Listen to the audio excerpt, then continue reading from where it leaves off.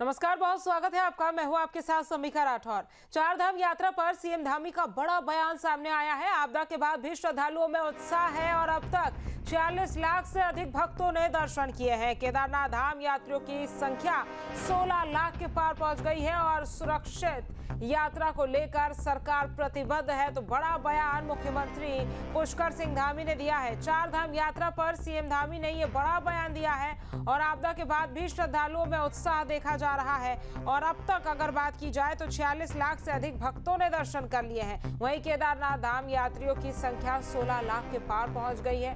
साथ ही सुरक्षित यात्रा को लेकर सरकार प्रतिबद्ध है, ये मुख्यमंत्री पुष्कर सिंह धामी ने कहा है।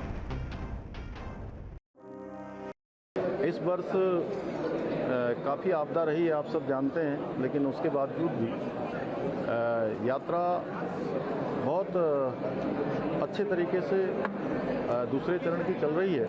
कुछ दिन यात्रा के हैं और एक अच्छा आंकड़ा 46 लाख का आंकड़ा इस वर्ष भी हमारा लगभग पहुंच गया है। और केदारनाथ जी का जो आंकड़ा है वो 16 लाख को क्रॉस कर गया है। अभी यात्रा के दिन बचे हुए, मैं समझता हूँ कि श्रद्धालु और बड़ी संख्या में आएंगे। हम उनकी सुविधा का भी संपूर्ण प्रयास कर रहे हैं कि उनकी सभी की यात्रा सुरक्षित हो, अच्छी हो और भगवान बाबा केदार की कृपा सब पर बने। और सिखों के पवित्र गुरुद्वारा श्री हेमकुंड साहिब के कपाट शुक्रवार दोपहर 1:30 बजे शीतकाल के लिए विधि विधान के साथ बंद कर दिए गए हैं। इसके साथ ही लोकपाल लक्ष्मण मंदिर के कपाट भी बंद हो गए हैं। वहीं इस बार 3.25 लाख से ज्यादा श्रद्धालुओं ने गुरुद्वारे में मत्था टेक कर आशीर्वाद लिया और कपाट बंद होने की प्रक्रिया धार्मिक विधि विधान और श्रद्धा भाव के साथ पूरी हुई। दरअसल चमोली जिले में स्थित ये धार्मिक स्थल केवल पूजा स्थल नहीं बल्कि हिंदू सिख आस्था के अटूट संगम का प्रतीक है, क्योंकि यहाँ पर गुरुद्वारा के साथ मंदिर पर है।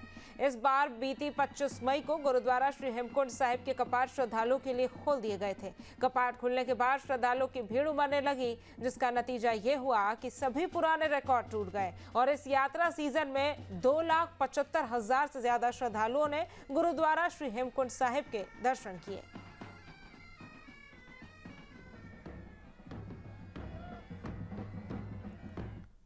और प्रसिद्ध उद्योगपति मुकेश अंबानी शुक्रवार को बद्रीनाथ धाम पहुंचे और भगवान बद्री विशाल का दर्शन पूजन किया।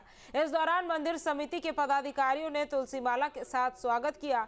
मुकेश अंबानी ने भगवान बद्री विशाल धाम में विशेष पूजा की और देश की सुख समृद्धि की कामना की।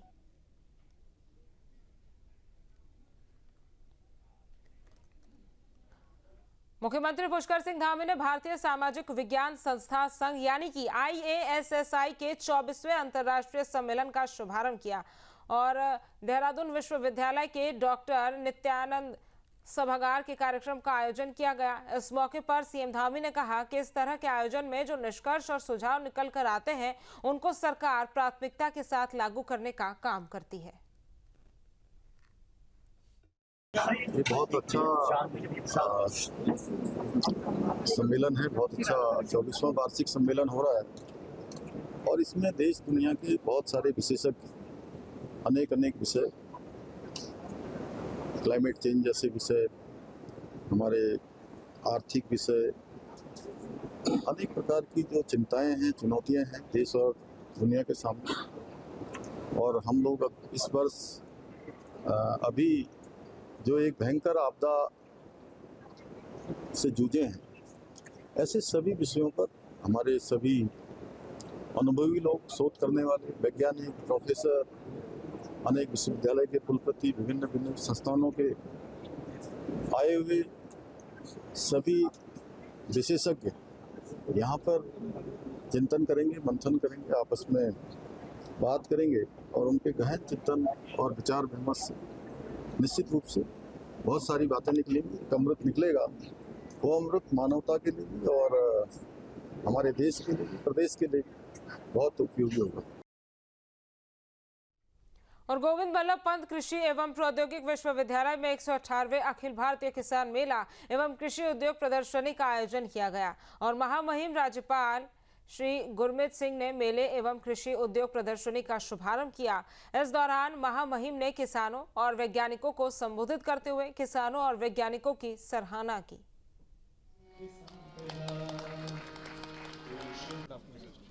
डॉक्टर स्वराज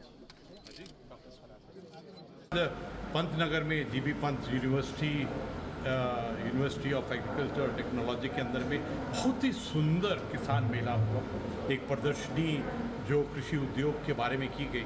आज मुझे जो प्रदर्शनी थी उसमें एक चीज़ अलग दिखाई दी। पहला नवाचार।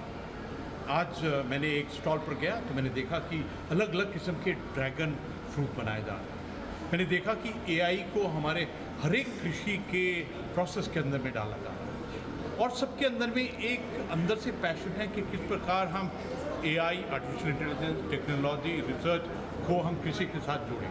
मुझे तो लगता है कि एक बहुत बड़ा बदलाव आया है हमारे हर कृषि भाई के अंदर में कि किस प्रकार इस टेक्नोलॉजी को हम ग्राउंड के ऊपर में उतारें।